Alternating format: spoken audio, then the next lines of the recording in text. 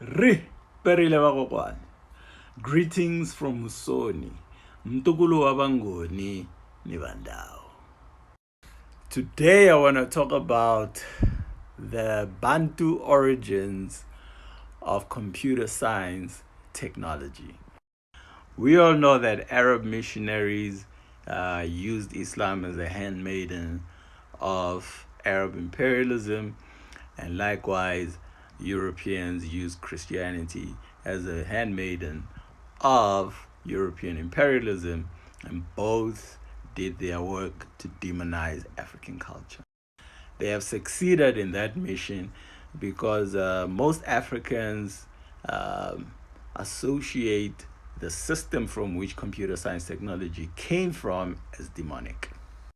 And those are the divination systems of ancient Africa.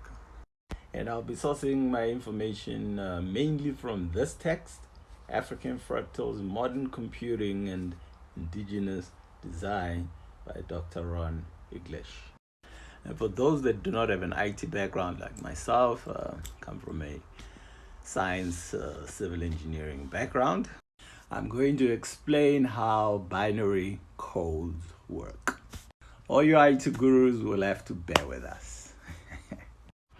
So what you're looking at right now is a model of the Bamana and divination. The Bamana people are based in West Africa. So the process begins with drawing 4 sets of random dashes as illustrated in section A. And then these dashes are then paired and the odd even results are recorded as illustrated in section B. The principle of the odd even results is the basic mathematical principle of odd plus odd is even, even plus even is odd, odd plus even is odd. Yeah. So you can see in section B that the paired ones are obviously even, and then you have the odd one, and therefore the result is odd, hence the 1. The odd is represented by 1, and the even is represented by 2 strokes. This is then repeated 4 times, resulting in 4 symbols. Each row of the first 2 symbols and the last 2 symbols are paired to generate 2 new symbols. And so the process continues like that. Okay, the picture is not very clear, it's a bit dark, but what you're looking at right here is a Nigerian priest is telling the future by Ifa divination, in which pairs of flat shells or seeds split in 2 are tossed with each landing open side or closed side. So these are connected by a double chain to make 4 pairs, giving a total of 16 divination symbols. So in this version of Ifa, used in Bigba region of Nigeria, they use 2 double chains and consider the cast more accurate if there is a correlation between the 2 sets. So when these land, the shell can either fall on the open side where you see the inside of the shell, or on you see the outside of the shell, which is considered closed. In the divination system, the binary code is represented by 1 stroke or 2 strokes. In computers, the 2 strokes are represented as a 0, and the 1 is represented as a 1. And again, that principle that we mentioned earlier of odd and even. On the first row, we see the 1 shell is open, the other one is closed. Therefore, it's 1 stroke because it's odd. In modern computing, it would be a 1. And the second row, both of them are closed. We only see the outside of the shell, so both hence it's even, 2 strokes. In modern computing, it would be a 0. And so it continues like that. You have open and closed. It's odd, 1 stroke, and open and open gives you a 2 strokes because it's even. In modern computing, that would be a 0. So what you're looking at right now is the binary code in Ifa divination. This is the most ancient binary code, long before these were later applied in machines we call computers today. Let's read. As in the additive sequences we examined, the divination code is generated by an iterative loop in which output of the operation is used as the input for the next stage. In this case, the operation is addition modulo 2, mod 2 for short, simply gives the remainder after division by 2. This is the same even odd distinction used in the parity bit operation that checks for errors on contemporary computer systems. Now that we've seen how binary codes are generated in a divination system, now we're going to look at how pseudo-random number generation from shift register circuits works. So we'll begin with these four numbers, 1, 1, 1. From these four numbers, 1, 1, 1, 1, we will use the same principle I explained earlier from the divination system to generate more of these numbers. So if you think of the two strokes as 0, again, as I explained earlier, and the single stroke as a 1. The Bamana divination system is almost identical to the process of pseudo-random number generation used by digital circuits called shift registers. So the two numbers I circled are 1 and 1, which gives you even, and therefore in computing it's a 0. So therefore the 0 replaces the last number from it goes to the beginning, and then we take the first three then become the last three numbers, and we continue the process using the same principles. And in this step we have a 0 and 1, which gives us odd, and odd is a 1, which is a 1 stroke in a divination system. And so the process continues and continues until the idea is to continue until to see how far we can go until these numbers repeat again, the double one, double one. So as we can see, this 4-bit shift register only produces 15 binary words if you count them before it actually repeats. Right there at the bottom it repeats. Now here's where it gets really interesting. So in a Bamana divination system, for the entire 16 bits, which is basically 4 symbols, 4 bits each, that begin the Bamana divination system, 65,533 binary words can be produced before repeating the cycle. We can clearly see here that the computers we're using today, all these cell phones and everything, it is all owed to African divination systems.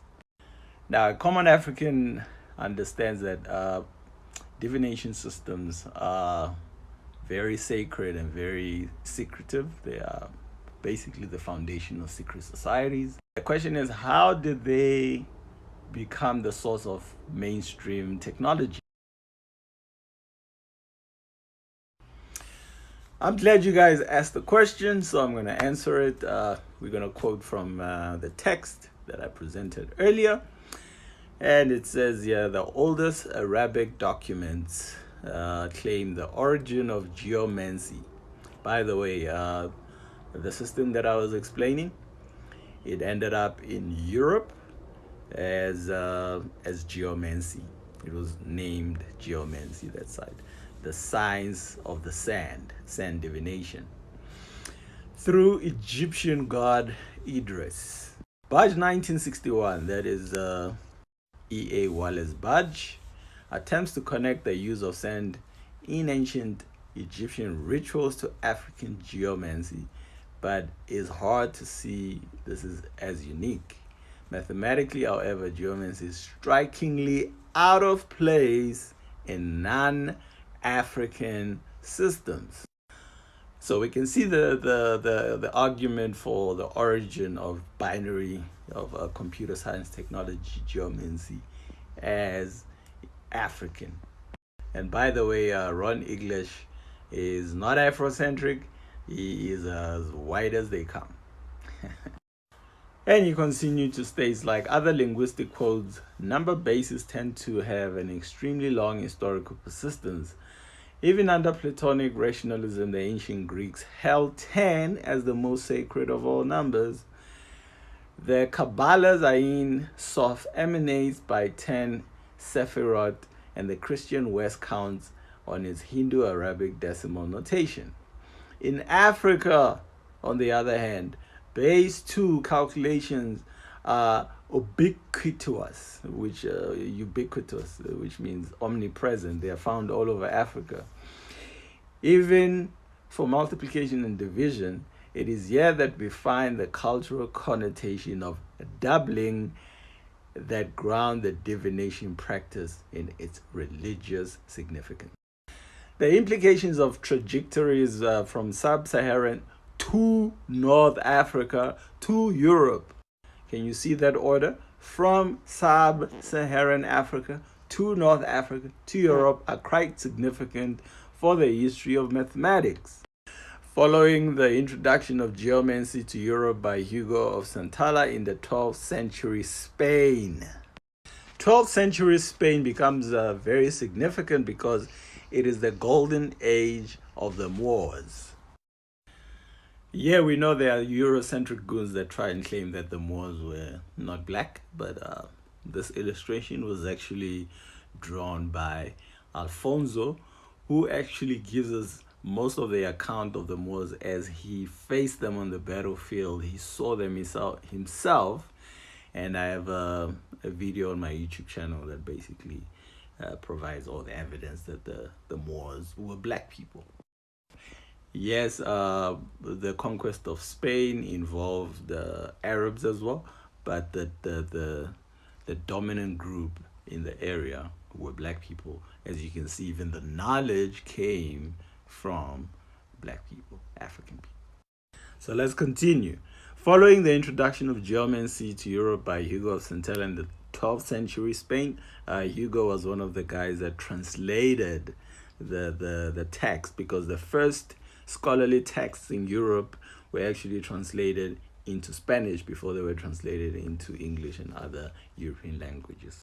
So Spanish became important for disseminating Moorish knowledge into Europe, all the sciences, the mathematics, and all that. It was taken up with great interest by the pre-science mystics of those times, alchemists, hermeticists, and Rosicrucians.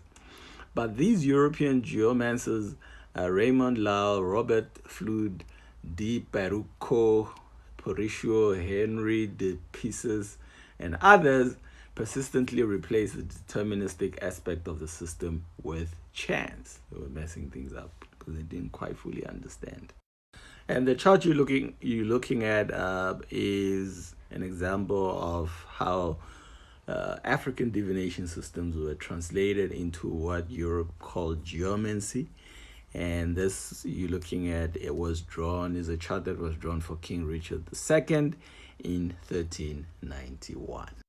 And on page 100 of the text, we read, further exploration led Leibniz to introduce a base 2 counting system. So the base 2 counting system is rooted in the doubling practices of African culture. We also see it in the second oldest mathematical instrument in the world, which is the Ishango bone, the oldest obviously being the Libombo bone found in Southern Africa. And the markings on the bone, over 8,000 years old, it shows what appears to be use of doubling.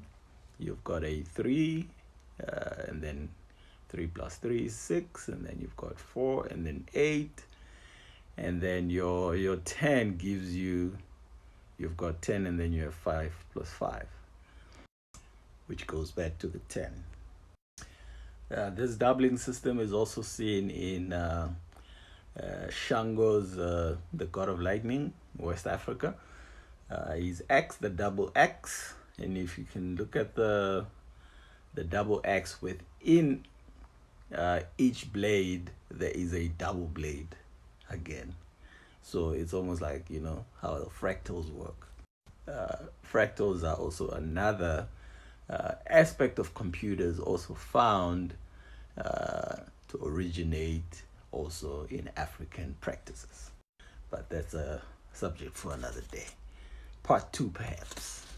So back to the reading. It says, further exploration led Leibniz to introduce a base-2 counting system, creating what we now call the binary code. The binary code is the language of computers. While there were many other influences in the lives of Lal and Leibniz, it is not far-fetched to see a historical path for base-2 calculation that begins with African divination, runs through the geomancy of European alchemists, and is finally translated into binary calculation, where it is now applied in every digital circuit, from alarm clocks to supercomputers. And if you think African culture is demonic, I suggest you throw away all your computer systems, computers, cell phones, watches, and every form of technology that you have, because its foundation is BaNTU Divination Systems. Peace and Africa.